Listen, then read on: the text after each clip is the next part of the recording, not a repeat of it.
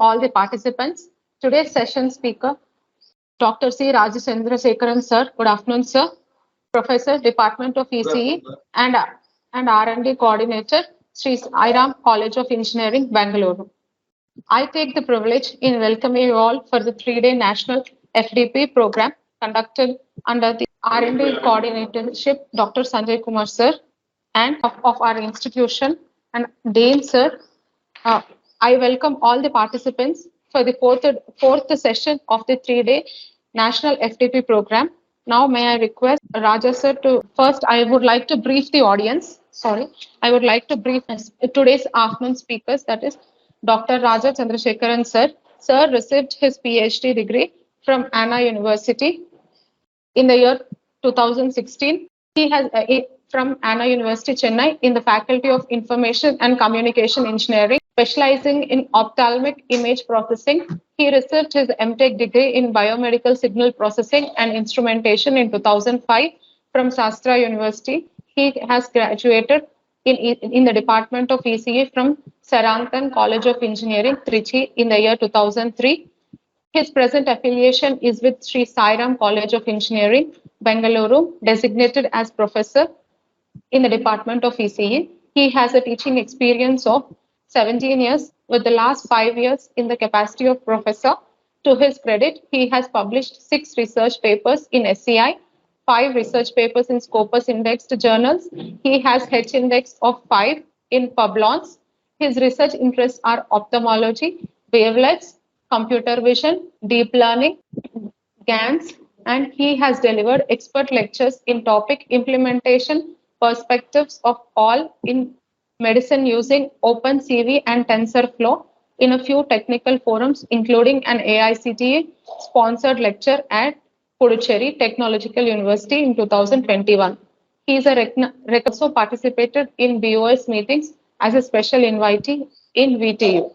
A very good afternoon, sir, and I take the privilege in welcoming you again on behalf of the R&D team of our institution. I request sir to take over the session. And I'd like to add one more line. Sir is R&D head of his institution. So it's a similar position of the R&D team. So, Raja sir, it is your session. Yeah, Suman sir, you have given a big word. Okay. Thank you, Kalyani madam, for arranging for such a nice session. And I also thank the management of St. Martin's Engineering College for this session is about writing research articles. So audience need not be passive. So if there is any disturbance, if there is any noise, or if they want to stop somewhere and to make a detailed articles, is given by myself, Dr. Raja Chandrasekharan. As ma'am has given a brief introduction, I am professor in ECE and R&D coordinator in Sri Sairam College of Engineering, Bangalore. Okay. And regarding the workshop that is being conducted interestingly, and I have been following some of the sessions also, which is informative and eye-opener for everyone. So I thank the other presenters also. Today morning, Bhagyalakshmi madam's presentation also I was able to listen certain time. And yesterday afternoon also, Madam Shija Francis proposal writing workshop also I attended for some time. So everything was informative. And let us see about Sairam College of Engineering, Bangalore, where I have been working at right now. It is formally Sri Sai Engineering College, Bangalore, established in the year 1997 by MJF L.N. Leo Muthu sir. He is a founder chairman of the Saptagiri Educational Trust, under which our college, Sri Sairam College of Engineering, is coming.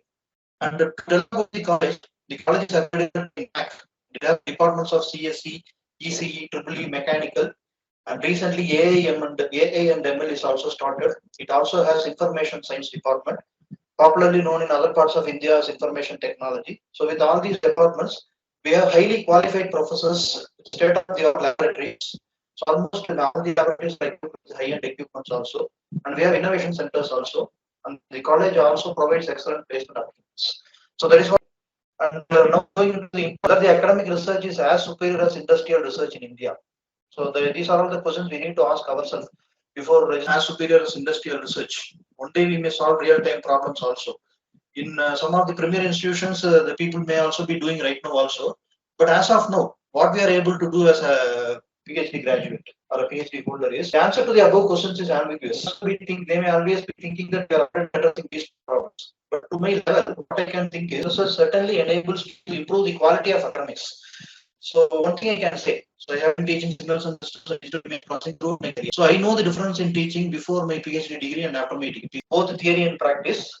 And it also helps the deemed universities to update the curriculum with cutting edge technologies. Suppose some latest technology is emerging. So nowadays, everything has a spice of artificial intelligence. So some artificial intelligence need to be incorporated into the core syllabus. So deemed universities are doing all those things.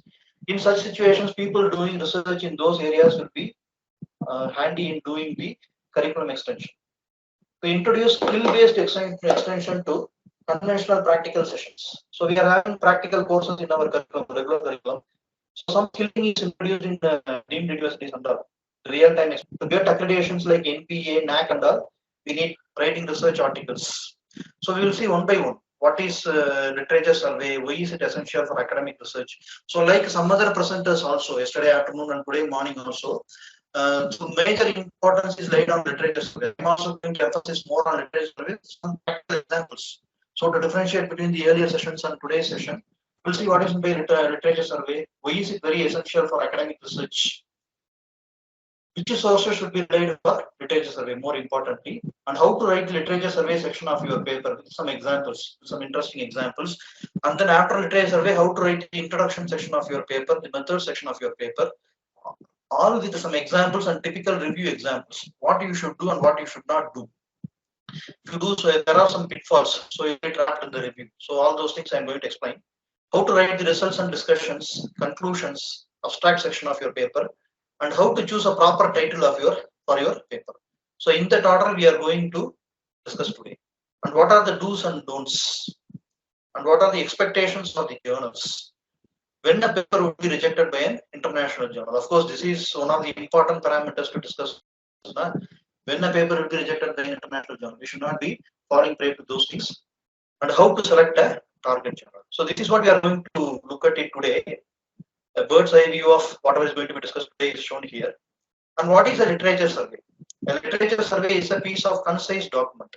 It is given very clearly, it is a concise document. It is not discursive. It should not be discursive. What is by discursive? You look at internet. Discursive means something told one after other without any flow.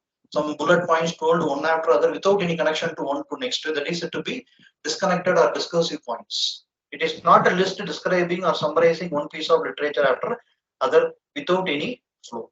So without any flow, if you are describing and listing the points one after the other, that is not literature. Okay. For example, if from the paper 2, let me show what is paper 2. So paper 2 is about contour aware semantic segmentation network with the spatial attention mechanism for medical image. So I'm going to give some technical details also, because when I want to explain about research methodology, I need to give some practical examples which I may be showing in my own field. So little bit explanation about image processing, little bit explanation about artificial intelligence I'm giving then and there also. Of course, today without artificial intelligence, no other field is surviving. So as I told, any domain of engineering is now given a spice of artificial intelligence. So in that context, I have introduced some artificial intelligence papers in describing how to do the literature survey. The paper 2 is about semantic segmentation. What is by semantic segmentation means? If you have an image, you want to segment it into two different regions. That is, for example, part region 1 or region segmentation. Segment means based on some algorithm, it will be segmented. So several algorithms work on several philosophies. For example, patch-based learning we're taking. If you take patch-based learning, what is by patch-based learning is nothing but a small patch of the image is being taken, and those patches will be individually learned by several convolutional neural networks. So this is what this particular paper is trying to address. So it is having two convolutional neural networks, and in one of the CNN, some patch is taken, and in the other CNN, the entire image is taken. So in that context, the paper is going to explain. So what it is trying to say is, it is trying to say the patch information should not be discrete. That means when you are taking patch by patch, where it is located in a particular image, that is said to be semantic information. Okay. For example, this pixel is occurring on the top center. This pixel is occurring on the top right corner. That is said to be the semantics. Where a particular pixel is located is said to be the semantics. But in terms of CNNs, when you give the input as patches of images, those semantic information is completely lost. That is what this paper is addressing, and it is giving some solution for that patch to incorporate patch based information also without losing the semantics. So for that, if you want to write the literature survey, first I will show how it should not be. Then I will say how it should be.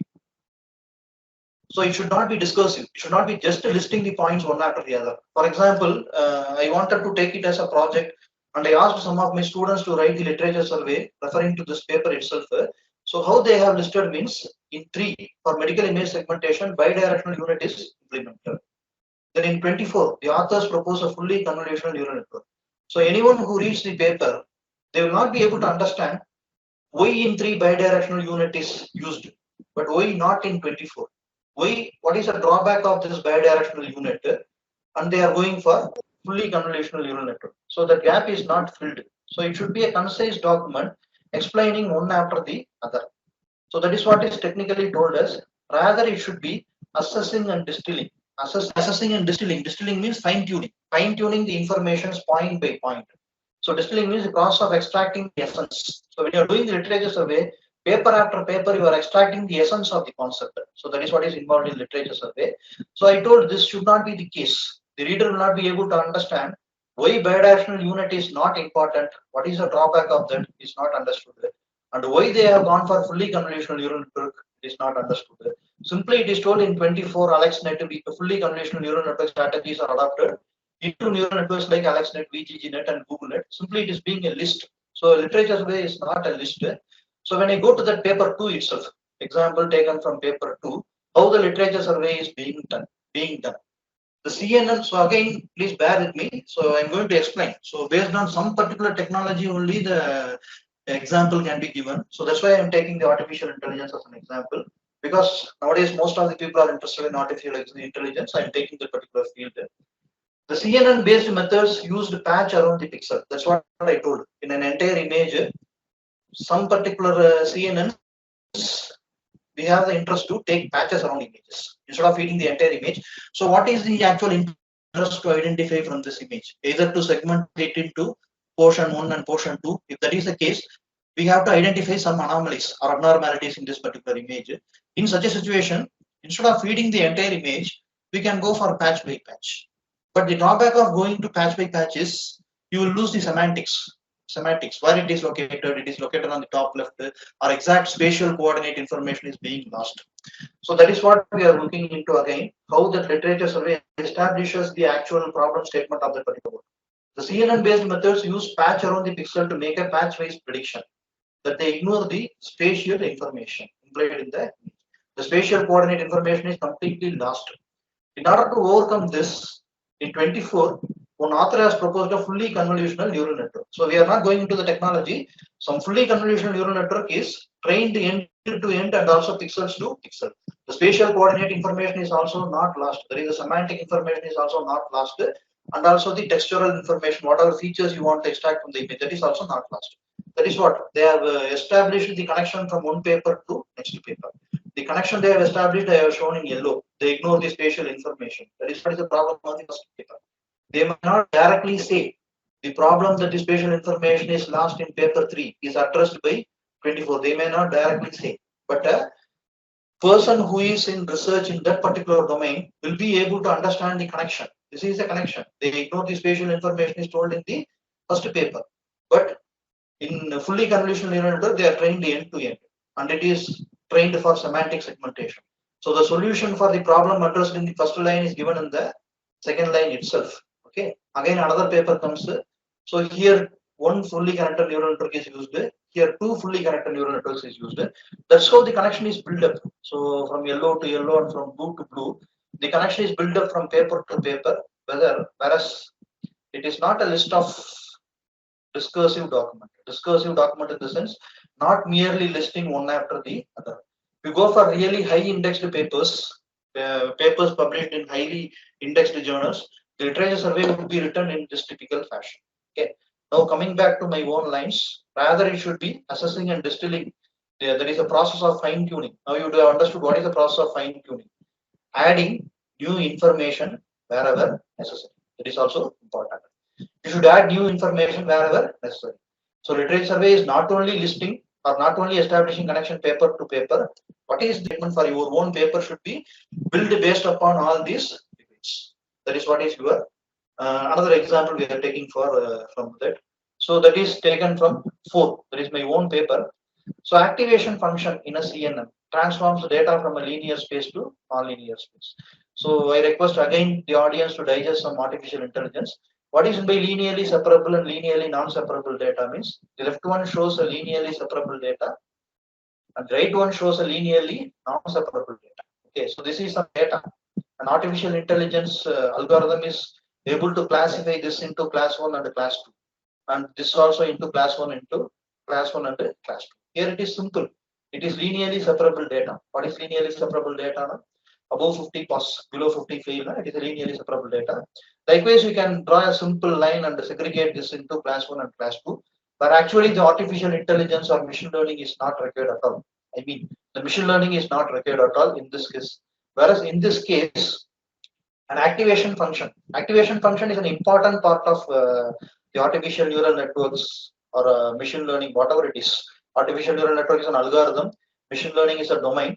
In whatever context we are describing, the activation function forms an important role. Not that much researched or not that much published. People are very interested to change the architecture of CNNs and publish it. Okay, I'm going a little bit out of today's interest. So what is an activation function? Suppose you have mixed up data. The activation function transforms it to a highly separable space. It transforms this data into a non-linear space so that this particular data will also become separable. You can simply imagine that when it is thrown to a higher order space, the yellow lines are staying down and the blue lines are coming up. Then what you can do now, you can again segregate it into class 1 and class 2. That is what is your activation function is all about in machine learning. In machine learning, saturated activation functions like sigmoidal and tan-H functions are used. Now again explaining how the literature survey has been built up in this paper also. In machine learning, that is using artificial neural networks, somewhere around some 5 to 10 years back.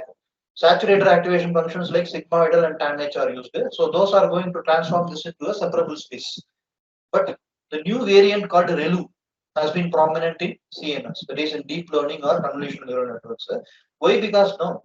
Again, in deep learning, as you add more and more layers, you go for saturated activation functions, dead neurons will be resulting. So to avoid that problem, unsaturated activation function like ReLU is being used. So that is what is the thing about that is what is the consistency of describing article 12 and 18. Okay. So to technically identify the gap, I told one last point, adding some new information. So what is that adding new information only? I'm giving some example. Okay. Unsaturated saturated activation functions are used in machine learning era, that is sigmoidal and tan-H, whereas unsaturated activation functions are used in the deep learning era. This is what is the consistency that has been built up in the literature survey section, and you have to write your own lines like this. The voluminous literature applying the same activation function ReLU. So once the deep learning has taken into picture, all the people and most of the publications are using ReLU as the activation function, invariably to all types of data, right from text-based data mining to computer vision, and this indicates a research gap. The role of signal processing is okay, that's not necessary. So okay, what we are trying to say is ReLU is invariably used for all types of data. So that indicates a research gap. That is what we are trying to say. Technically identifying the gap. So we are listing paper after other. We are establishing the consistency from one paper to next also. And anyhow, we are telling our own understanding that what is the research gap and how it should be established. Why is it essential for academic research? So industry R&D is need driven. So they actually know the problem. They have a very niche problem statement. That means they have a very narrow problem statement which can be which is to be addressed. It is very well known. Whereas in academic R&D, we also have a specific problem statement. Industry R&D works out more into theories and principles. Whereas in academic R&D, what you do now, you work out more into the theories and principles. So incremental research, we have to do incremental research. What is incremental research now? Each researcher makes only a small step relative to the already established scientific ideas. So already something is being told. What is the drawback of that? Just like in 2 slides back, I told no. So what is the drawback? Semantic information is lost. So they went for fully connected neural networks. Likewise, the incremental research is being done in academics. For example, in 5, the author uses efficient net plus unit. Here they are combining two CNNs, two convolutional neural networks. One unit is used as the decoder, and efficient net is used as the encoder. It is not as simple as it looks. So whenever you want to use the encoder from one CNN and decoder from another CNN, typically combining the advantages of both the CNNs, size mapping has to be done from layer to layer. It is not a simple task. So this particular paper has done a novel work of mapping the size between each encoder of the one CNN to the decoder of the other CNN, thereby combining the advantages of CNN. Paper 5 uses efficient net and UNet. That is, they have used efficient net as the encoder and UNet as the decoder. Looking at figure 7b, we can understand the authors have worked on matching the size from each branch of the encoder to the decoder. Figure 7b. So this is what I am talking about, written here also. So that is what one of the methods. Why it is very essential for academic research? It works more into theories and principles and incremental research. Incremental research, for example, efficient net is also already available. UNet is also available. Using one in that paper, they have done some new value additions also. I'm not telling that now. So I'm just telling that what is by incremental research. And then, which is sources should be relied upon for literature survey. Relevance. What is by relevance? Relevance in the sense, suppose you are working for artificial intelligence and you work on the field of ophthalmology. You should study papers related to that only. You should not dig around papers in other fields. It contributes to the development of a topic and includes an exhaustive summary of evidence with maximum accountability. That is what is relevance. Authority. And who is authority? Authority is nothing but if you take about singing, S.P. Balasubramanian is the authority. If you take about music, A.R. Rahman is the authority. Likewise, if you want to do some research and study some papers, who is the authority? Papers in SCA, not even papers in Scopus. Scopus papers we cannot call as the authority. SCA papers are the authority.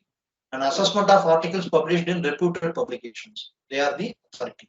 So you have to study and list. Why I am telling that particularly now, in Scopus journals also, they assign only reviewers from similar field, not from the exact field. But whereas when you go for publishing in a SCI highly indexed journal, they assign reviewers from the same domain and same technique. Only if he has published in the same domain. Ophthalmology means ophthalmology. Only if the reviewer has published in same technology, that is then only that particular person is assigned as a reviewer, and he should also be having a high reputation of H-index and all. Then only the reviewer is being taken. So that is what is the importance of reading papers from SCI indexed journals. You can read papers from conferences also. How much reality is there, or how much base knowledge is there, is a question. So that is what is will be authority. As I very well told an example, that if it is a musician, A.R. Rahman is the authority. Like this. Influence, it appraises recent research. That is what is also very important. So sometimes the question comes whether I have to take only recent papers, 2021 and 22. Likewise, only I have to take. Sometimes to understand the basic algorithm or basic concepts, you may go back to previous papers. But to tap the trend, what is the trend and what is going on, you have to do it by reading latest papers. It also helps to find inconsistencies. So inconsistencies, that is nothing but the research gap. So I'm skipping this and then coming to the section of how to write the literature survey section of your paper. How to write the literature survey section of your paper. So already it would have been explained to you in last 2 days.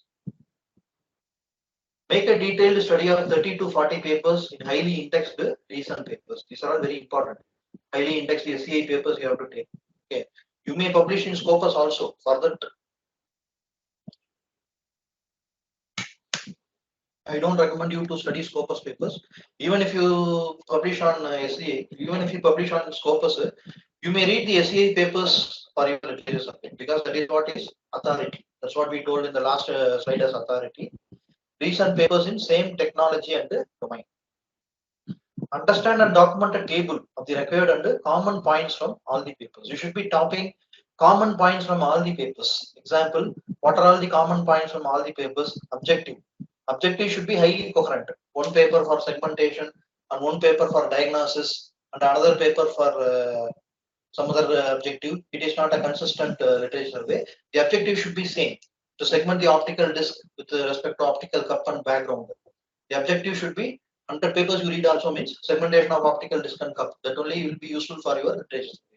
Then only what particular algorithm is applied in that particular field, that particular domain.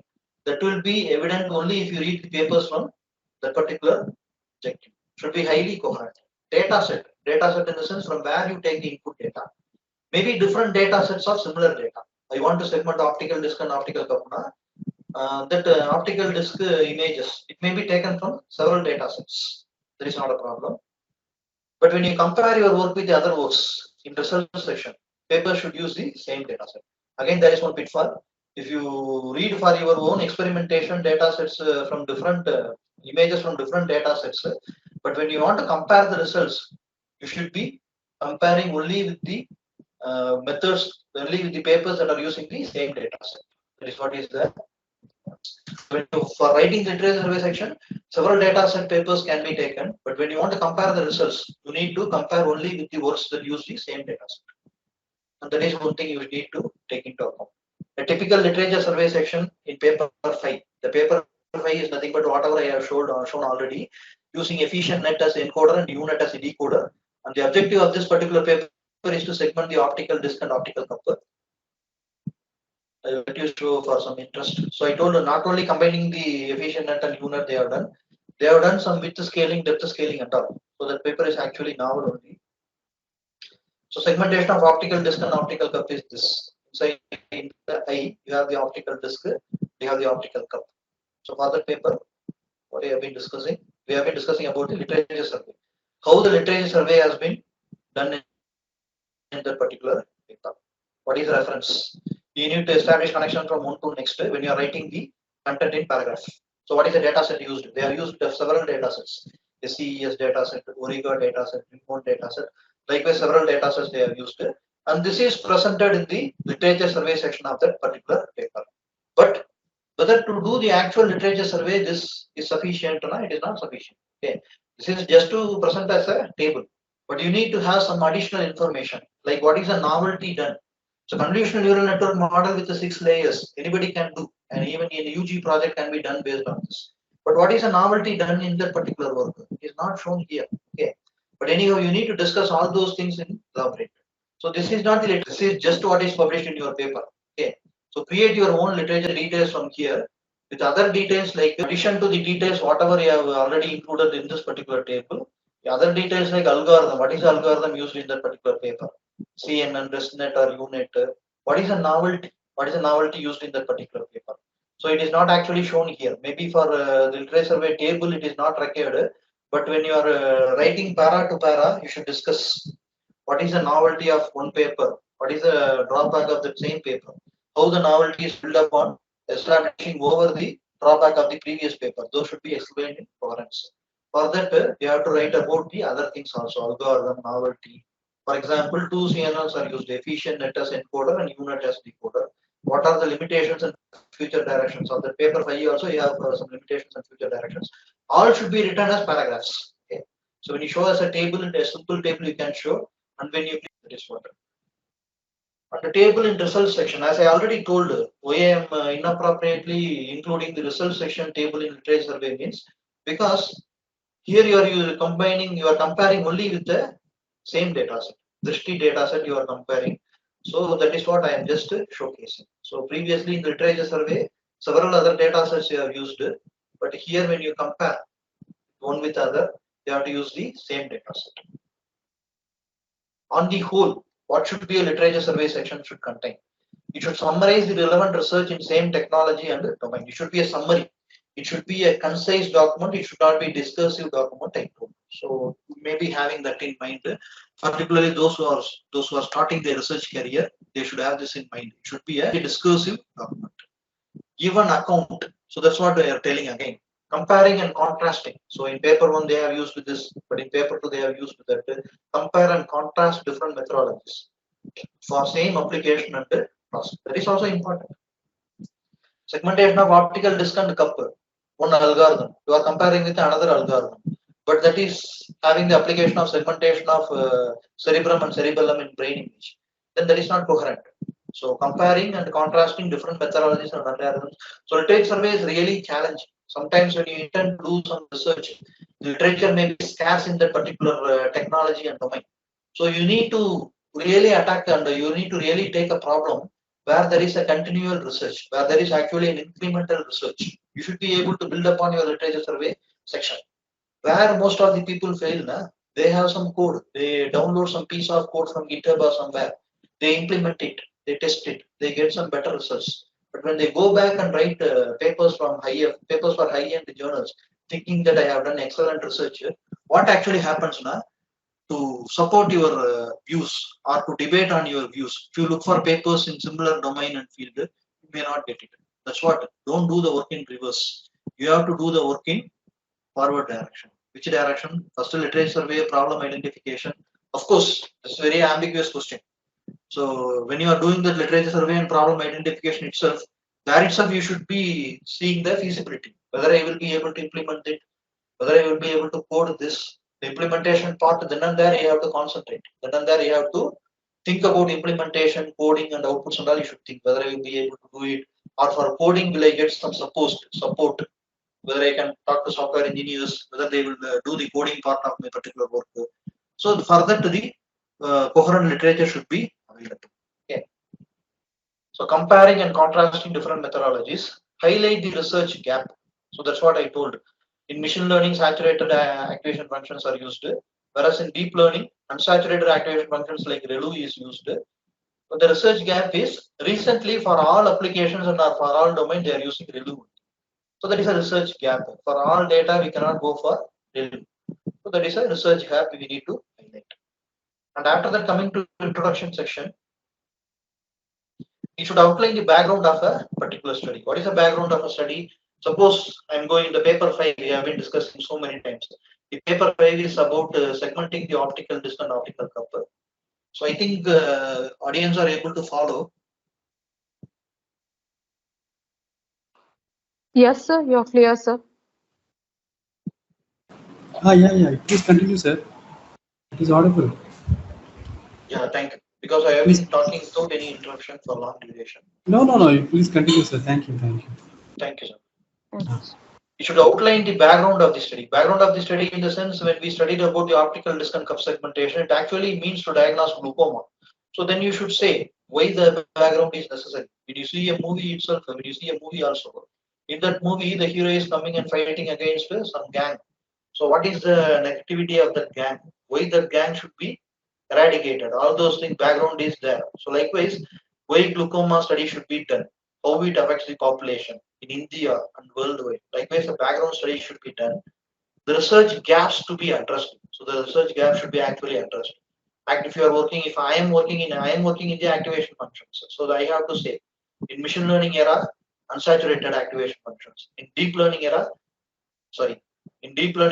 unsaturated activation function, like ReLU is used. So where is the research gap? So when I start writing my paper, that gap should be strongly established. And what is the actual contribution of your work? The hero has eradicated the entire gang and he has established a corruption-free nation. So that is the actual contribution of your work you have to state.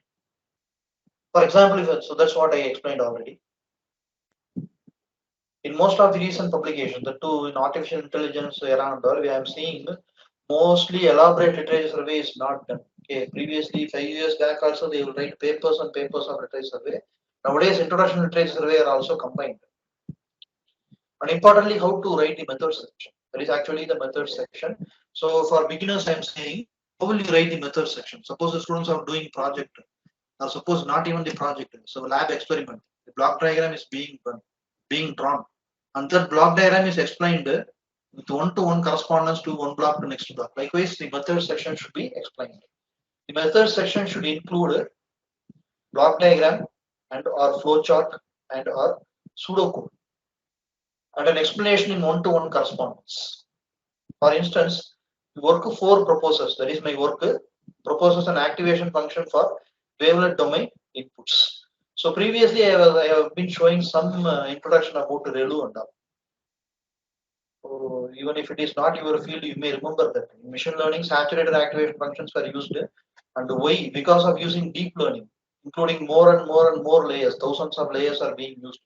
Saturated activation functions will cause dead neurons. For that purpose, ReLU has been introduced in deep learning.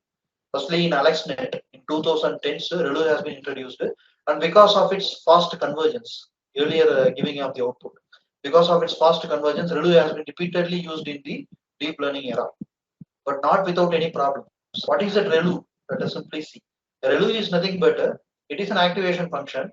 It simply gives zero output for negative inputs, whereas it maintains the same output for positive inputs. That is simply ReLU. It is used as an activation function in most of the deep learning tasks, maintaining zero output for negative inputs and the same value for positive inputs. So this is successfully tested first in the AlexNet, and later it has been followed simply without any question. So authors don't write why ReLU is used. We have used 500 layers.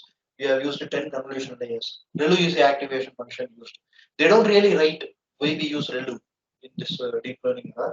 And that is what, when you are giving a time domain input, ReLU may be successful. But what are the research I am doing, the ReLU is not successful. Why?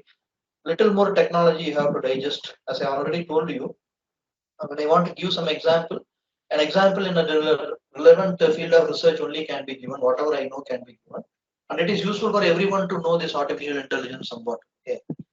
For example, the work 4 proposes an activation function for wavelet domain inputs. We are not using spatial domain inputs, we are using wavelet domain inputs.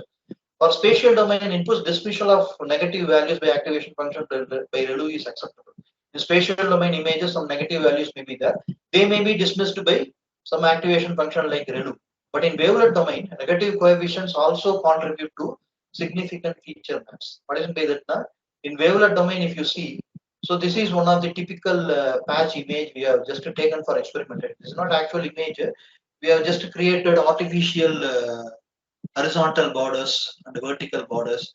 And when we take the wavelet transform, how those horizontal borders are being taken and how those vertical borders are transformed to wavelet coefficients and how those diagonal edges are being transformed to wavelet coefficients. If you see this, this particular edge, this may be an edge in an image. How I am saying this as an edge in a sudden transition from one value to higher value, 1 to 4, 1 to 6, 1 to 4. Likewise, sudden transitions are nothing but edges in an image that is showcased by green lines. How it is transformed in the actual image, it is transformed to negative values. So as we saw about ReLU as an activation function, if the ReLU is simply nullifying these negative coefficients, it is going to be a huge loss. That means these values are going to become 0. In an image, edges are very, very important. So we proposed an activation function that suits the wavelet domain. That is what is the work is about. So we have drawn a block diagram. So when you go into the paper, actual paper, so we are actually discussing about the method section, how to write the method section. So in writing the method section, we have drawn a block diagram. So let us see. This is my actual paper. So if you look at this particular paper, there is a block diagram. The particular new activation function is being tested with 3 different CNNs. That is what is shown here. Hyperanalytic activations is shown here. Otherwise, if it is testing on CNNs without any modification to the actual function, we will simply stop with this block diagram. But the actual contribution of this paper being new activation functions. Why that new activation function is being taken means to preserve the negative coefficients. So otherwise the negative coefficients will become 0 by using the ReLU. So for that case, what we are doing now, after explaining the block diagram, we are putting another block diagram for the formulation of the activation functions. What we have simply done now, we have proposed a complex activation function. So instead of dismissing the negative coefficients,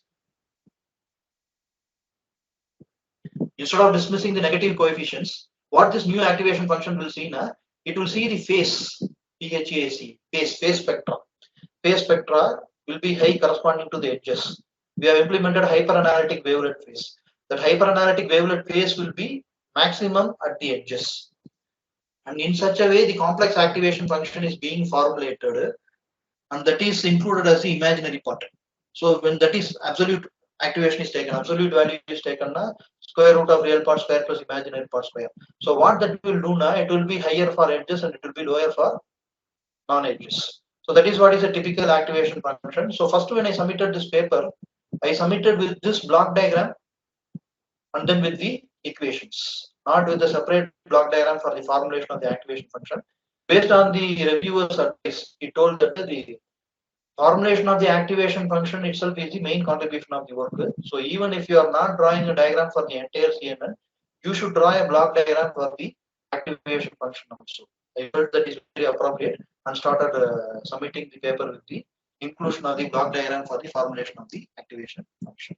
So that's what a new activation function is being proposed. So for you need to draw the block diagram. So you need to decide. You should not be over explanatory also. In some cases, for the existing activation function, you are drawing a block diagram that may be obsolete. But what you have to do now, you have to draw it for new contribution. You have to draw something new. That's what is rightly told by the researcher. If you are not drawing the CNN diagram, which is taken for granted, okay. If you are telling resonate with attention, what are the layers? By searching the Google, we can find out. If you are saying AlexNet for DR, which is already published, we may find out the actual block diagram from the Google, but not the formulation of the activation function being the actual contribution of this work. Okay, we have to include the block diagram. So I'm going into the elaboration of how to write the method section of your paper.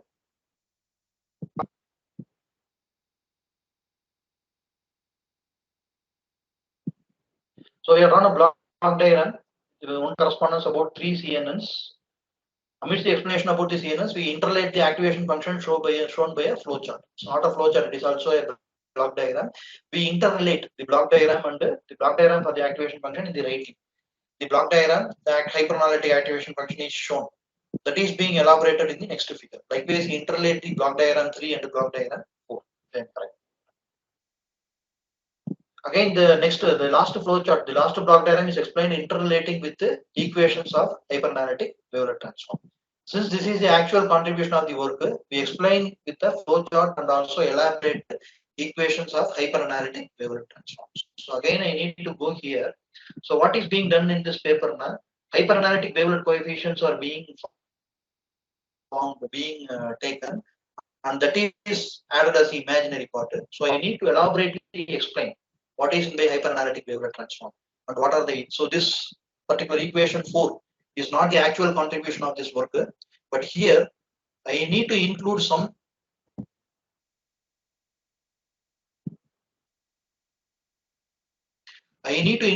material like a tutorial. Again, be careful where it should be done and where it should not be done is very, very important. If I am writing about wavelet transform, some textbook material, reviewers won't accept it because hyperanalytic wavelet phase is the actual contribution for formulation of the activation function. Even though equation 4 is not the actual contribution of my work, I have to explain, giving connection to the existing method and how new activation function is being formulated. For that, all these explanations are already available, which I have to say, because based on this only I am formulating my concept. The 5, 6, 7 equations, the remaining equations and all are the actual contribution of my work. So I have to explain that. So suddenly, if I start with equation 5, the reader may not understand. So you should be knowing the fine line between which is redundant and which is essential. So sometimes if you miss the essential information, that also becomes problem. Sometimes if you become over redundant also, that also becomes problem. You need to say what to say in your technical paper. You need to understand what you need to say in your technical paper.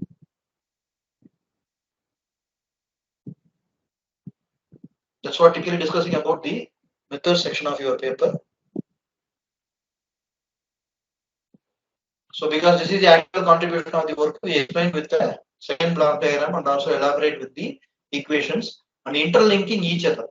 So finally, to conclude how to write the method section, explain the block diagram or flowchart with one-to-one correspondence. So in the paper, whatever I have shown, the block diagram and the next to block diagram doesn't stand separate. In the block diagram, the hyperanalytic wavelet phase activation that is shown. That is what is explained in the next figure. Likewise, the relationship is also shown. And importantly, do not over explain certain specific procedures. Don't let the teacher come out. That means we are all teachers, we always tend to explain a lot. That should be done only if it is your actual contribution. Otherwise, whatever is actually available or whatever is already published, that you need not explain much at all. As in 4, we have proposed hyperanalytic activation functions. Hyperanalytic Weyerhaeuser transform is explained elaborately from equation 4 to 7. As I already told, equation 5, 6, 7 is our contribution, for which I took the help of equation 4, which is already available. So you should limit your explanation to whatever is missing, even though they are not the actual contribution of the work. But I mean, even though equation 4 is not the actual contribution of the work, I have to explain that to build my further steps. Maintain internal consistency of ideas. There is nothing but block diagram 1 to block diagram 2, and from block diagram 2 to the equations, you should maintain the internal consistency. Otherwise, saying something in one block diagram, completely different block diagram. So it may be the case also. Like another paper I have shown now for segmentation. One CNN is on the top, another CNN is there on the bottom. Their internal consistency may not be there, but that is the actual thing there. But what is the objective is consistent there also. So the consistency of ideas should be maintained. That's what I am saying again and again. Block diagram or flowchart are liquid. Flowchart and equations are liquid. Okay. But overall, what you understood by my explanation about the method section, you have to understand now that some actual contribution should be there. Okay. You simply say that Weyerhaeuser transform is used, CNN is used. I have combined the Weyerhaeuser transform and CNN. The reviewers are not going to accept. You should have done some new experimentation, matching the level of the journal. That is also important. If you are going for an SEI journal, to that level you should have done some new experimentation. If you are going for a Scopus journal, to that level you should have contributed something new. Don't simply combine two existing methods, then you will get a rough review. You can read this.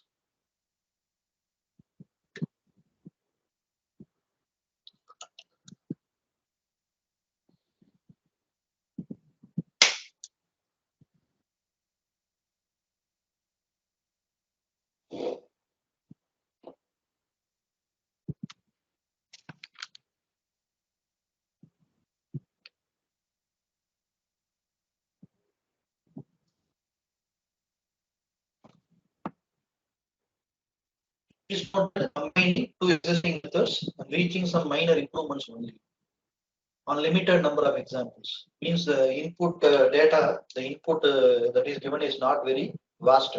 Only few examples cannot be considered as a scientific finding. So we will read it in opposite sense, the positive sense. We are not combining two existing methods. We are contributing actually something new and making some major improvements with more number of input images. Then that only can be taken as a scientific finding in MPI. We should not combine simply two existing methods. In the paper I have shown now, efficient net is used as the encoder and UNet is used as the decoder. You may think simply combining two methods, but some width scaling, resolution scaling has been done there. And combining simply two CNNs is also not simple. Combining the encoder of one CNN and the decoder of another CNN is also not simple. In the paper, the authors have specifically shown. I'm talking about paper 5, I think so. Yeah. So in addition to combining two CNNs, they have done some scaling, resolution scaling, depth scaling, width scaling. They have worked out certainly newly certain things. Afterwards also to match two neural networks also put lots of effort to match the encoders of one CNN to decoders of another CNN. In fact, this is the evidence they have actually done the work. Okay, so Z1, Z2, so they are matching the size here. Okay, so there is the evidence for you have actually done the work. That also the reviewers will simply look at. The reviewers will importantly look at. They are not ready to simply believe what we say. So coming back. After writing the method section, in method section, what we understood is some new experimentation should be there, comparing existing methods. After that, how to write the results and discussions. The results, and so as I told in method section, should include some block diagram, flowchart, pseudocode. The results and discussion section should include graphs, tables, output, whatever is taken from tools, all appropriate labels. What is the x-axis? What is the y-axis? What is the dark line? What is the dotted lines? Everything should be labeled appropriately. The inference from the graphs and tables need to be discussed, not the outputs itself. Okay.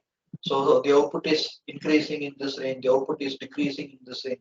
Likewise, you should not comment on the graphs. What is the inference from the graph that you need to discuss the discussion section? For example, in paper 5, table 5 illustrates 6 different metrics to showcase the efficiency of segmentation. So how to write the results and discussion section? Again, going to paper 5.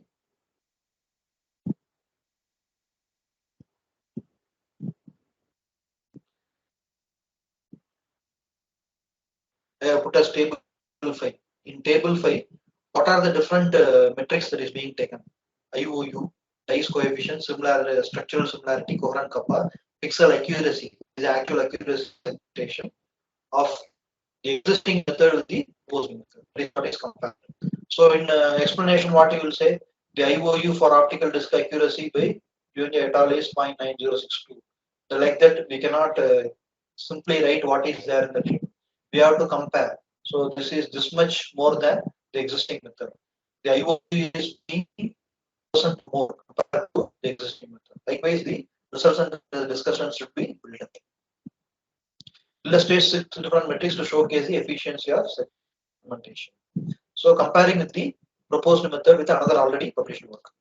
Given overall description of the experiments, providing the big picture without repeating the experimental methods, given methods, materials and methods section. Already in the methods section, you are writing the block diagram and explaining. So that for continuity, that should be told in 1 or 2 lines. What is the method that is being employed in this particular work and what result they are given. With a big picture in the sense, what you can simply say, here we can say that the disk accuracy and cup accuracy of the proposed method is better than the existing method that we need to see. Table 5 depicts the accuracy of optical disc and optical cup. It is found that the proposed approach, that is we are talking about these 2 columns, the proposed approach outperforms the work done by Juneja et al. Because of the optical disc in the best case for optical disc and the optical cup accuracy. Several parameters we have compared. Among those, optical and optical cup accuracy is more in the proposed work. Compared to other parameters, accuracy improvement is more. That is what they are trying to say.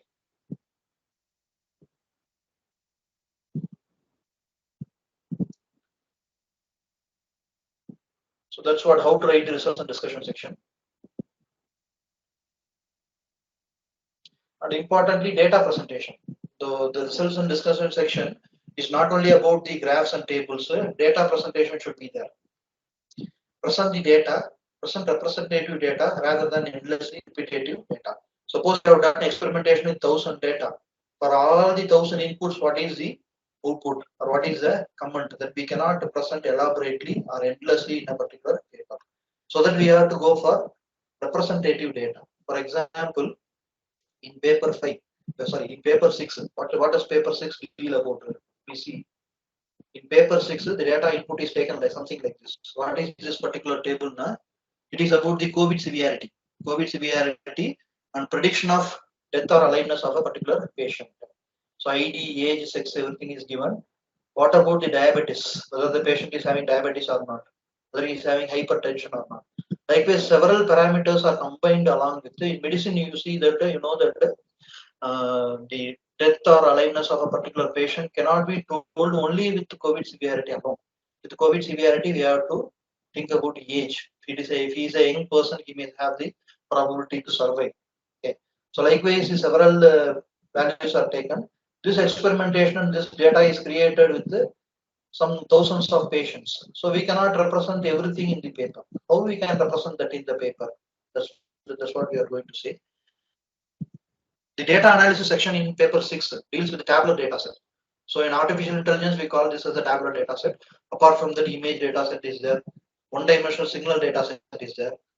So this tabular data set for predicting the death of COVID patients. Already the patient is affected with COVID.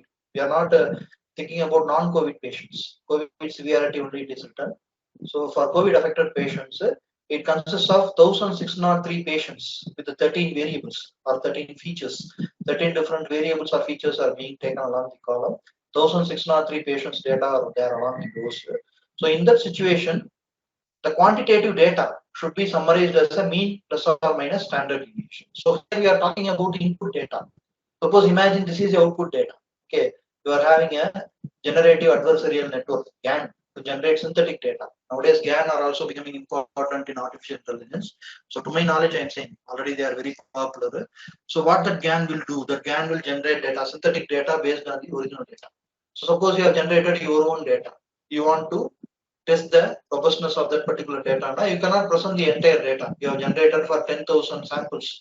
So, all that cannot be displayed in your paper. How that can be displayed now? It has to be shown as a mean plus or minus standard deviation, as shown in the table 2 of paper 6. In paper 6, if you see, this is what is the table 2 that is shown. Overall samples 1603.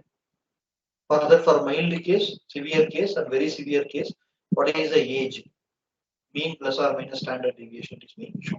That is when you go for this tabular data and data mining and all, we'll talk about qualitative data and quantitative data. For quantitative data, they are told about mean plus or minus standard deviation. For qualitative data like male, they are given count and average, count outside the bracket and average within the brackets. Likewise, representative data, that is what is to be stressed. Because it is a very interesting example I showed in the Excel and also the paper. But anyhow, what is the point to be taken? The point to be taken is present the representative data rather than endlessly repetitive data. You have generated 1,000 outputs showing as a young researcher. I have also done that particular mistake and all. 1,000 things we have created. All the 1,000 things should be shown in my paper. That's what will make me happy. Okay, we should not do like that.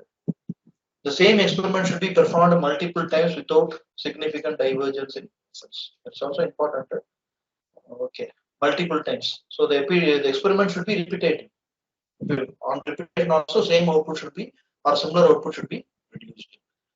For example, you have written papers about 10-fold cross validation. 10-fold cross validation. Suppose 100 data you are having, 100 samples you are having. So artificial intelligence people will be knowing all these things. It is divided into 10 folds. That means 10 images. In one run, 90 images are taken for training and the last 10 images are taken for testing. Then it is being shuffled. Then another 90 folds are taken for training and the new fold is taken for testing. That is what is called as a 10-fold cross validation. That means 100 images you are having now, just to shuffle it and to take different 90s for training and different 10s for testing. That is what is called as a 10-fold cross validation. Or have 10 sets as separate. Shuffle everything so that every particular fold should come for testing. So that is what is the repetitiveness of the image. Sometimes the reviewers also ask, you have run the experiment only once with even 10,000 images also means fine. What is the repetitiveness? You have done with the 2 to 3 trial runs or not? One simple example I given 10-fold cross validation. In papers also you could have seen 4 or 5 trial runs they would be showing us the output. Not with a single graph. Single graph the accuracy is increasing, not sufficient. 4 or 5 trial runs will be shown. We go for highly indexed journals, what they will do now, from different data sets, from Rimon data set, from Origa data set, from SES data set. That is what is said to be the consistency of the algorithm, whatever is being developed. The same experiment should be performed multiple times without significant divergence in results. Similar results should be produced for all data sets. How to write the conclusion section? Simply, I will say results and discussion will be quantitative, whereas conclusion section is qualitative. For example, the results and discussion section of 5. What is that 5? It is a segmentation of optical disc and optical disc and cup. For the segmentation of optical disc and cup, the best, mean and worst accuracies are given. Similarly, the segmentation of optical cup, what is the best and worst are being given. Whereas the conclusion section simply states the accuracy of the framework is compared with various baseline models. What is the baseline model? Some paper was shown in paper 5. That is shown as the baseline model.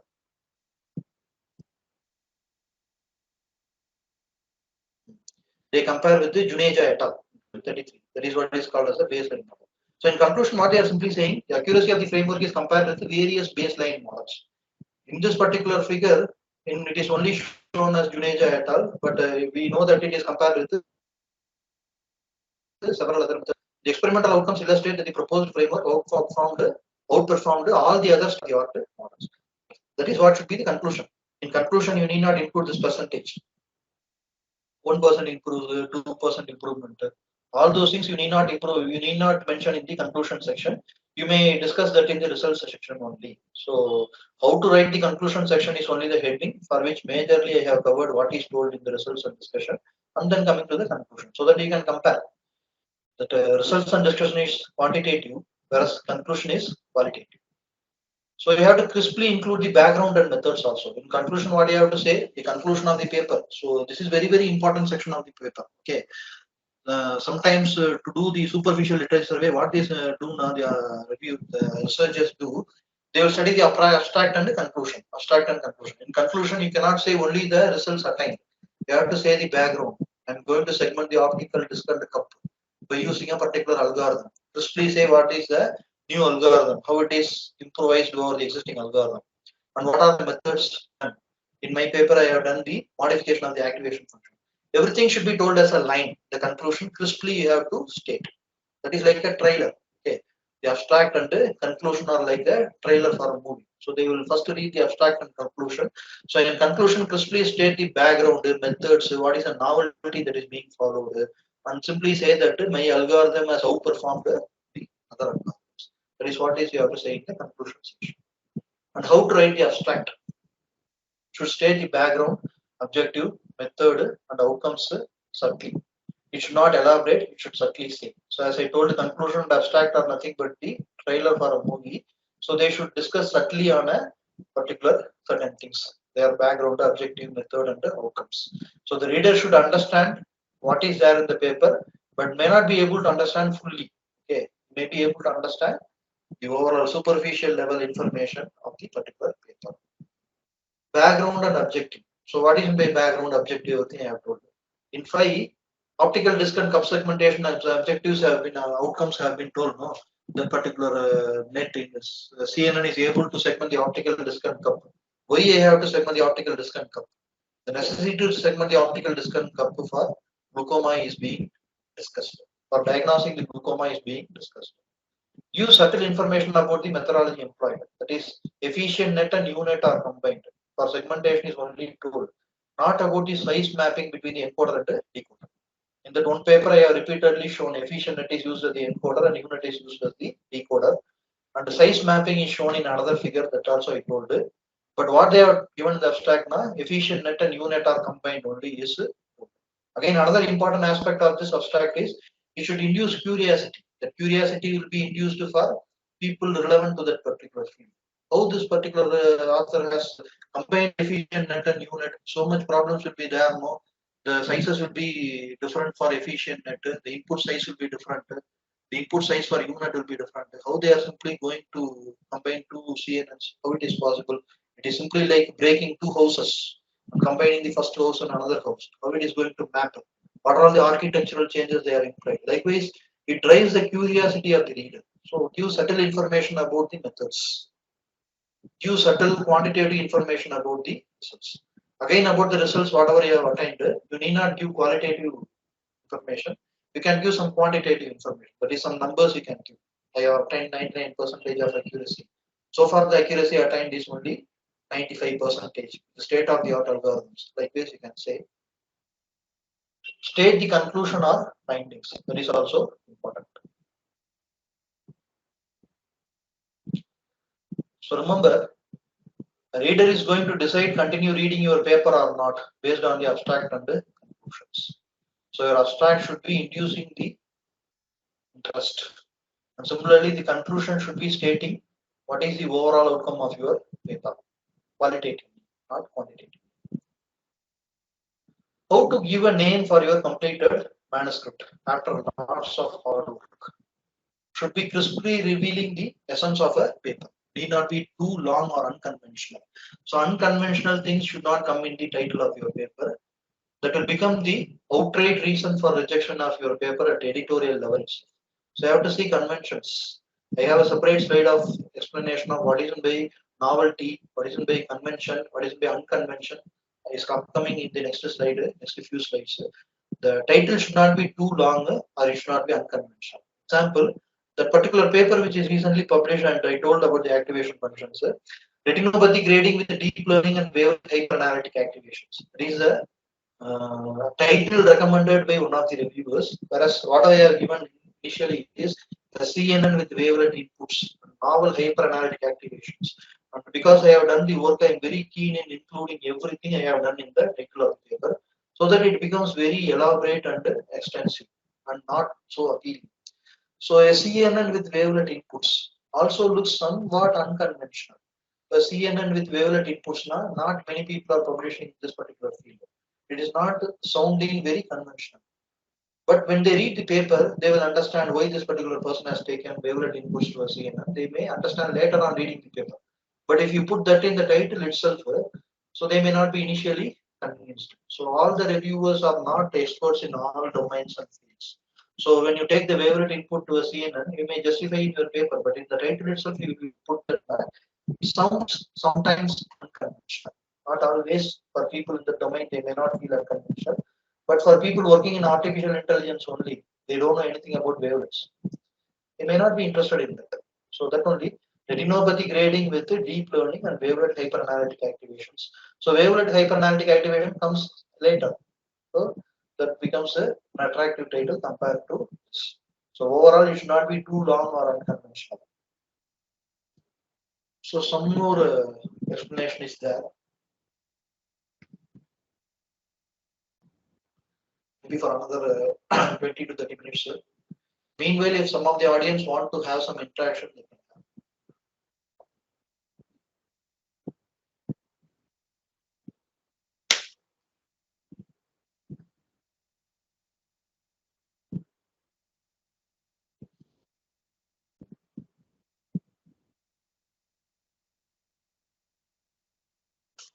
So just go through this. These are all very elementary points.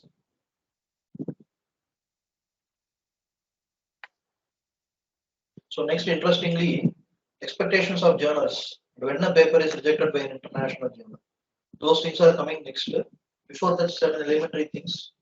You may take a snapshot, or you may just go through and have your own understanding.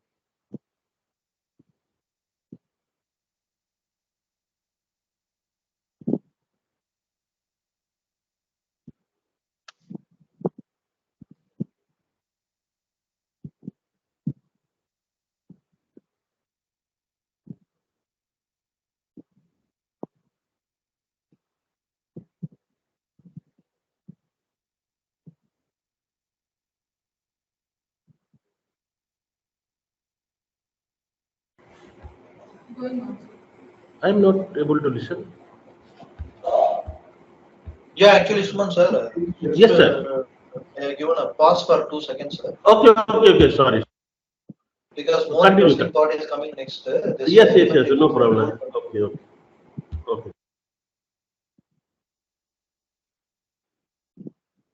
So when you are using standard abbreviations, it should be first expanded and told, and then use the abbreviation form then also from then onwards. Okay.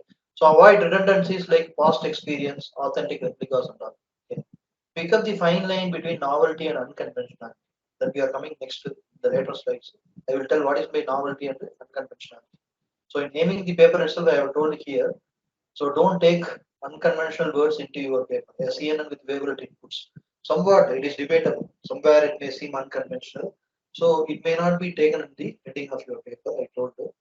So what are the expectations of the journal? That also you just go through. So expectations of the journal.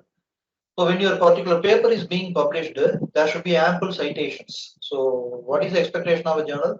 More and more citations should be coming from out of your paper. Original, significant, and readable. Should have some original contribution.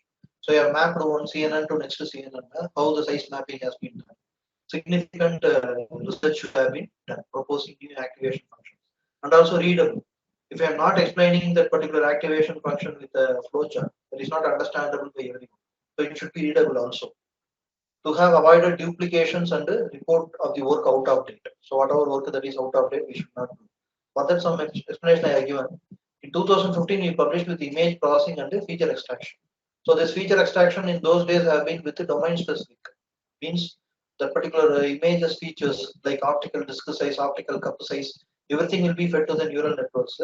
and classified with artificial neural networks involving some 200 input images. So I remember in 2015, with 200 input images, I wanted to shift to 300 input images based on some recommendation. So I was not able to do with my laptop. So now domain specific feature extraction is very, very rare after this deep learning and convolutional neural networks have evolved. So this domain specific feature extraction. What is by domain specific feature extraction? Suppose I am into the clinical feature extraction, then the size of the optical disc, size of the optical cup, the orientation of blood vessels, all those things become important. So all those features are extracted, or sometimes statistical features like wavelet, higher order spectra are being taken.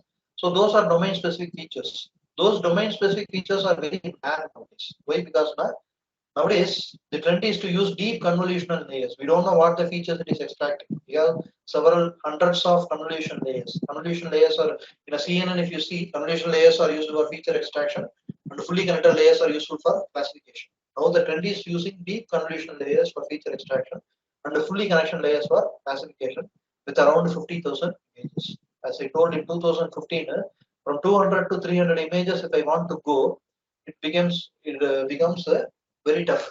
But nowadays we are experimenting with 50,000 images. How it is possible now? By using Python and Google Colab. Colab notebooks execute code on Google's cloud service. So with the Google cloud servers, they offer the GPUs and TPUs. We are able to get information. We are able to extract features from 50,000 images. You can leverage the power of Google hardware, including the GPUs and TPUs, regardless of the power of your machine. Now, I am not at all bothered about the capacity of the laptop. So whatever laptop I am using only is the lower end laptop, with which I am able to experiment around 50,000 images. Okay, experiment with taking features from 50,000 images. That is what, to have avoided duplications and report of the work out of date. Now I am going for ANN. Of course, some mathematically intensive work nowadays also you can do with ANN. That is also possible. But what is the trend? That you have to pick up the trend. In most of the cases, pick up the trend and go for deep learning and give input of 50,000, 60,000 images. Nowadays, data sets are also available. The first question is how to download 50,000 images and keep it in my laptop. That is also not possible. Okay. Can connect to cloud servers and do the experimentation online itself. So that is what is the trend now. So I have to avoid work that are out of date. And continuing with the expectation of journals, containing interesting and useful results to others in the field. Example, combining two CNNs as encoder and decoder, as I already told, it will automatically induce a curiosity. How two CNNs are being combined. Actually, the size mapping problem will be there. So, for example, unit is there, 256 by 256, the input size that the unit is taking. If you simply have the images of size 100 by 100, that itself becomes a big problem. You have to think about size mapping from one encoder to another CNN as a decoder. Size mapping has to be taken into account. Otherwise, proposing new activation functions as I told. So the expectation of journal will be the work should be containing some interesting and useful results. When a paper would be rejected by an international journal, that is the next important heading we are going to look into. When there is lack of novelty, when the new contribution is not there, when the contribution is unconventional.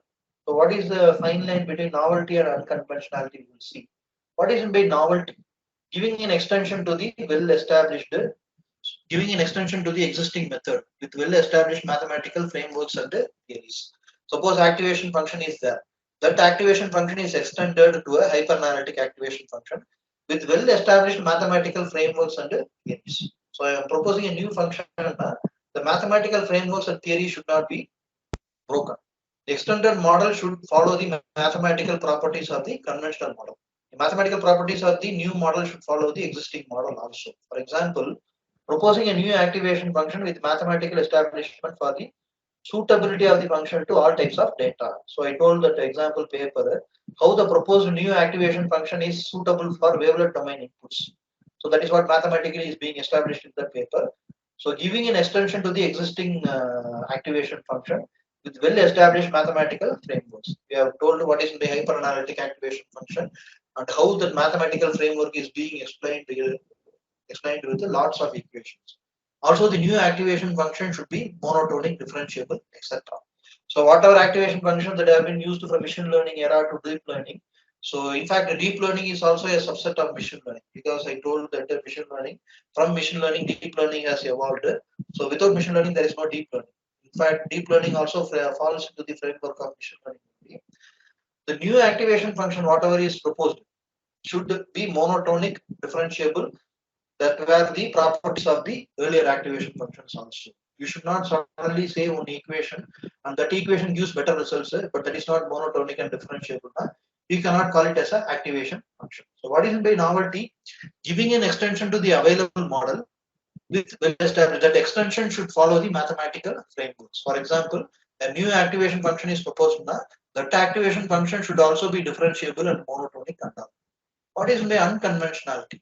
Completely moving out of established mathematical theories and frameworks and claiming that better results are obtained. Some new equation is given as an activation function and you tell that this has produced better output. So people will not accept it.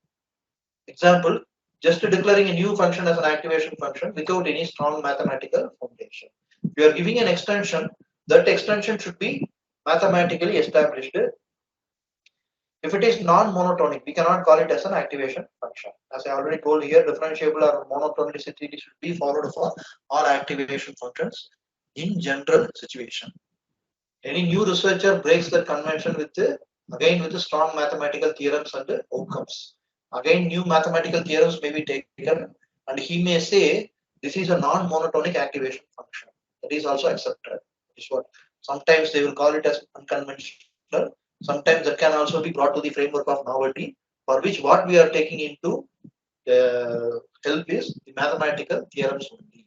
If it is strongly established by mathematics, then it can be told as a non-monotonic activation function. And this is the fine line between the novelty and unconventionality. What is lack of novelty? Just combining two methods sequentially or hybridizing without no new tuning. Okay.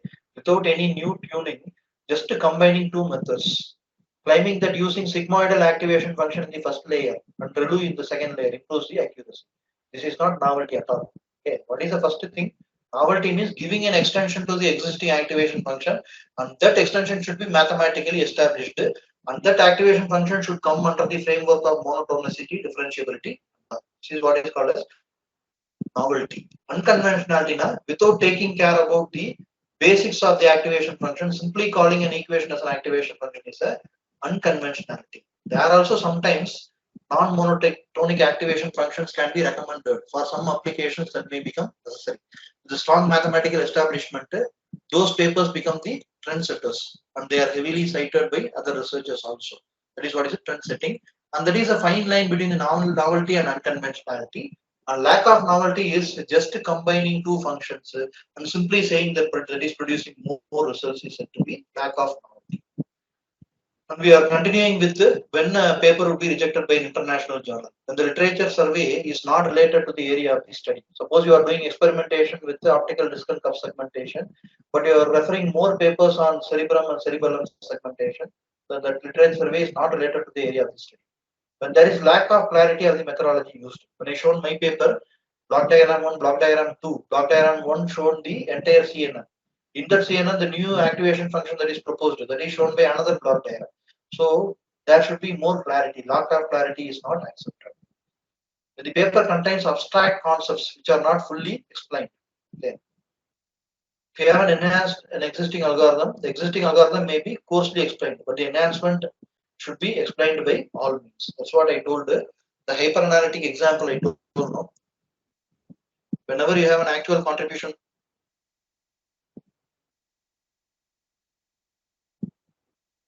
the reviewers have told in this particular paper, explain this particular block. Then only we started with explaining a new block diagram for the proposed new activation function. And that also I told 5, 6, 7 and all are actual contribution of this particular work. But equation 4, the equation 4's explanation is not something new from this paper. To understand these equations, we have to understand what is the basics for that. If you have enhanced an existing algorithm, the existing algorithm may be coarsely explained, whatever is existing. That's what equation 4 is, coarsely explained. But the enhancement with the equation 5, 6, 7 to 12 equations should be elaborately explained, typically like a textbook material. Okay, so whatever you have newly contributed, that should be explained like a textbook material. Sometimes in reviews they say, very hard review, they say, tutorial material or textbook material is given, that they will say only for the existing method. Whatever you have actually contributed, if you are explaining, they won't say it is a textbook material.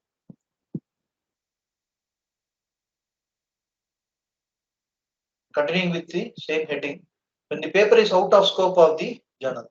Nowadays, the scope of the journal has become very narrow. For example, neurocomputing publishes more papers with new activation functions in CNN, whereas visual computer publishes papers with patch-wise image segmentation. That is, I told now, instead of considering the entire image, small patches of images are being taken and they are fed to different CNNs. So these are all the different scopes of the journals. Nowadays, in olden days, if you think neurocomputing is also, so the spelling is the mistake is the computing, CGO should be there. Neurocomputing also publishes with deep learning. Visual computer also publishes with deep learning. In overall context, it may look like that. It may look like that. But if you refer, more and more papers are published with activation functions in neurocomputing. Both are SE index journal. And visual computer publishes more papers with the patch-based learning. So you have to target a particular journal for your particular niche area of research. Niche area of research is a very narrow technical area. In the technical area, who publishes? That is what is you have to find out. Otherwise, the paper is kept for a long time without any review or decision. Usually, when you submit papers out of scope, it will be rejected at the editorial level itself. I'm not talking about this case. So anyhow, here CNN is involved. Suppose you are submitting a paper which involves artificial intelligence to a journal, mechanical engineering journal or civil engineering journal, which is not at all publishing with artificial intelligence, then it will be rejected at the editorial level itself. In this case also, sometimes nowadays it is being, this case is being applicable. So sometimes if I propose combining two different CNNs and submit to neurocomputing, they are not showing interest. So that is what the scope of the journal has become very narrow. But it is not written in a typical journal style. Every journal has its own style of writing. If that is not followed also, that may be rejected. When there is no information about how the analysis was conducted. Okay, the paper 5 claims you have used two CNNs, efficient net as encoder and UNet as decoder. Several times I have given this example. How the analysis was conducted, how this is being combined, how the size mapping has been done at each layer of encoder to each layer of decoder. That is being elaborately explained. So about that analysis, if you simply write that I have used efficient net as encoder, UNet as decoder, without showcasing the proof. Proof means not only the output results as tables and graphs. You have to showcase how that method is done. It depends upon the type of work. When I am proposing new activation function, I have to show mathematical establishment. So this is an architectural change. For establishing that architectural change, size by size mapping has been shown in the paper. So for the new information done, the analysis has to be completely shown. Figure 7b shows a clear indication that the work is really experimental. So in the again in the paper 5, as I have told this example several times,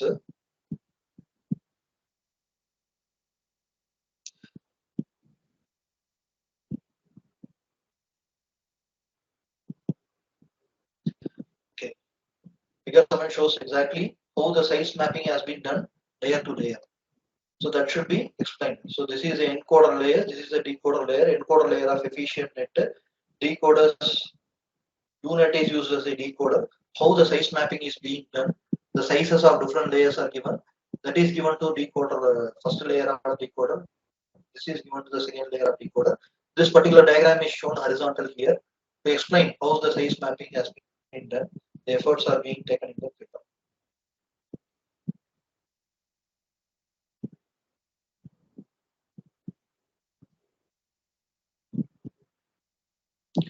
The figure B shows us 7b shows a clear indication that the work is really experimental. Showcasing the size mapping is done with the encoder and decoder batches. Reviewers in field will identify whether the work is really done or not. Okay, you simply say that efficient net and UNet are combined. The reviewers are not gonna accept it. When you claim that you are cooking, there needs to be a smell. The smell is nothing but the diagram showing the size mapping from the encoder. So the efficient net and decoder of net. And the writing is very repetitive. So if you say again and again the same thing, and the key concepts are re-described without subjecting them to close scrutiny. Close scrutiny in the sense, that's what I told. Close scrutiny in the sense how it is actually being done. Then the gap addressed by the paper does not emerge with more strength. So what is the gap addressed? I'm proposing a new activation function for wavelet domain. What is the problem with the existing activation functions? The existing activation function suppresses the negative values. For suppressing the negative coefficients will lead to loss in wavelet domain.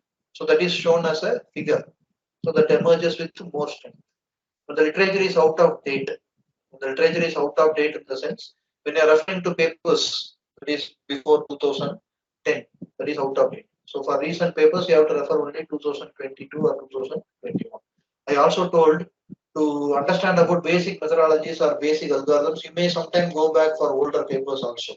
But to identify the trend of research and to claim that your paper is overcoming the current state of the art methodologies, then you have to go for recent papers when there is no discussion under the discussion section. In discussion section, you have to compare the existing CNN has segmented the optical disc and with more accuracy compared to the state of the art methods. So that is what is the discussion we have seen as an example for how to write the discussion section. The enhancement of novelty proposed is subjectively invalid. That's what we discussed in the unconventionality. Subjectively invalid. If you propose a new activation function by simply using a new formula, but they are not differentiable or monotonic, that becomes unconventional. So that becomes subjectively invalid or mathematically invalid. When it is not subjectively justified, you have to suppose I told that a non-monotonic activation function may also be proposed in future. That time the researcher has to explain why the activation function has to be non-monotonic. Then how the outcomes are better. Mathematically it should be justified. That's what when a paper will be rejected by an international journal and how to select a target journal. So read the scope of the journal from the journal's website. If you go to the website of the journal itself, you can read the scope of the journal. The journal's visual computer and neurocomputing have niche scopes. They are having very narrow scopes. Then publish with the Scopus indexing. Never publish without Scopus indexing. We see people rejected interviews because of publishing in substandard or defamed journals. So Journal of Green Engineering. Suppose you apply to an interview. I have seen in the scrutiny panel because of publishing in Journal of Green Engineering itself, that person was not considered for further rounds. So select your journal properly and read the scope of the journal from the journal's website itself. How to check the Scopus index. To identify the target journal in Scopus, you have to go to scopus.com and click sources. Scopus.com is the website. There click the sources. Enter the subject area. If you enter deep learning, you may not get any journal because that is the actual algorithm. You have to enter the name of the field, particular field. If you enter artificial intelligence, you'll get the list of the journals. Select the journal, the impact factor that suits the level of your work. Suppose you have done very elaborate work, now you have to go for impact factor more than 3. Very novel work is there. Some moderate level of work is there. Now you can choose journals with impact factors in between 2 to 3. Very mild experimentation. Now you can select journals with impact factor less than 1. Some extension of student project. Some student project is there. You extended with some new work. Now you can go for impact factor 0 to 1 and check the Scopus indexing from the website. Choose a journal from suitable publisher. We know that certain publishers are really very fast. In Elsevier, some of the journals are providing reviews within 29 days. Again, you submit the corrections. Now, again, within another 29 days, they provide the next round of review. So, select a suitable publisher. Some publishers are really very slow. To account for the speed of publishing. Nowadays, people are asking the repeated question is fast publishing journals. That has become the trend. Fast publishing journals in that particular field. There is nothing called a fast publishing journal. It depends upon the suitability of your work also. You submit to neurocomputing with the new activation function. They may process it fastly because the suitability scope is very, very highly matching. Then it will be taken into account. And also the novelty, whatever contribution you are doing is very high. They will immediately subject to close scrutiny. And how to find out fast publishing journals. Anyhow, we want that for the day. So discuss with your guide, experts in your field, peers for information about the fast publishing journals. They may have some experience. I submitted within 1 month. Reviews came the next month. Likewise, they may have some experience.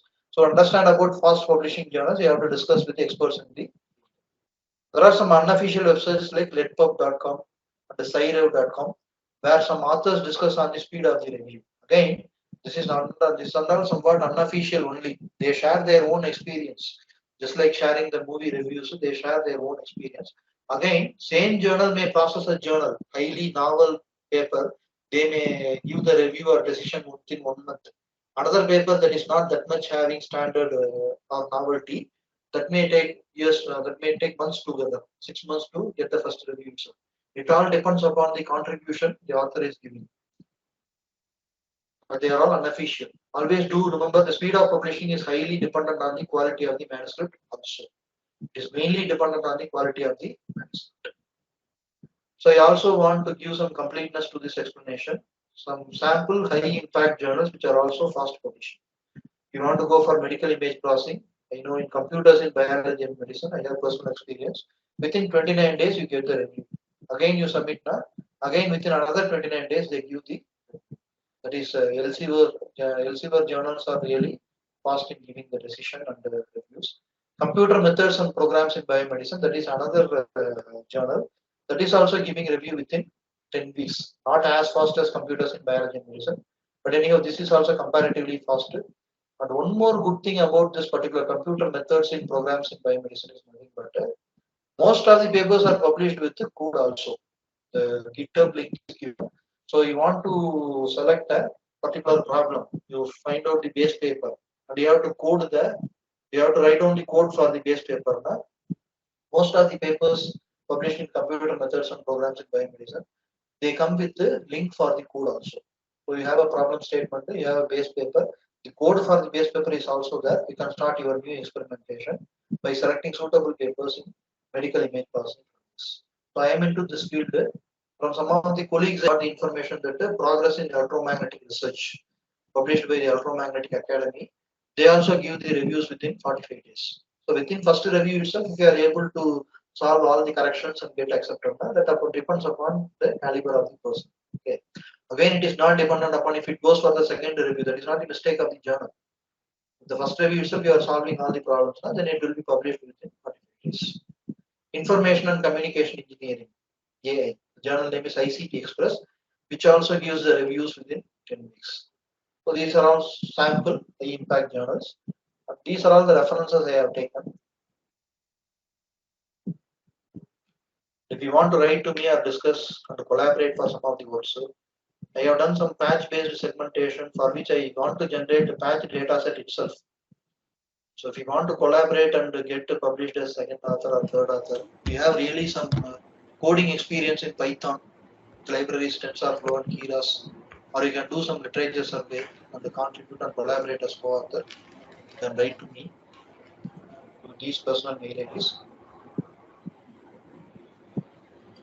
Thank you, sir. Super. Thank you, sir.